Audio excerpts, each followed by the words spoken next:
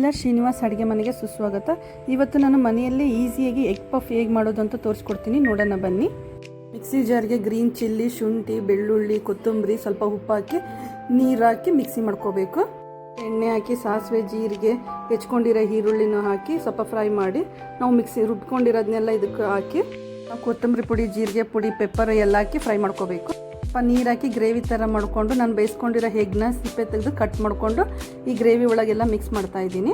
ಹಿಂಗೆಲ್ಲ ರೆಡಿಯಾಗಿದೆ. ಈ ಥರ ಪಫ್ ಪರೋಟ ಸಿಗುತ್ತೆ, ಇದನ್ನ ಕಟ್ ಮಾಡಿಕೊಂಡು ಅದ್ರಾಗೆಲ್ಲ ರೆಡಿ ಮಾಡಿ ಇಟ್ಕೊಂಡಿದ್ವಲ್ಲ ಫಿಲ್ಲಿಂಗ್ನ ಇದಕ್ಕೆ ಫಿಲ್ ಮಾಡಿ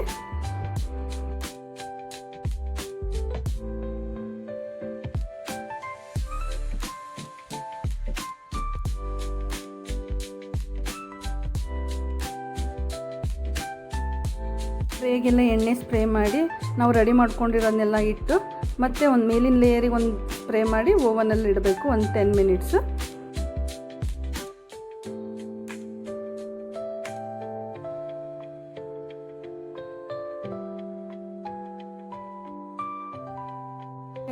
ಆದಮೇಲೆ ಅದನ್ನು ತೆಗೆದು ಉಲ್ಟಾ ಮಾಡಿ ಮತ್ತೆ ಎಣ್ಣೆ ಸ್ಪ್ರೇ ಮಾಡಿ ಮತ್ತೆ ಒಂದು 10 ಮಿನಿಟ್ಸ್ ಇಡಬೇಕು.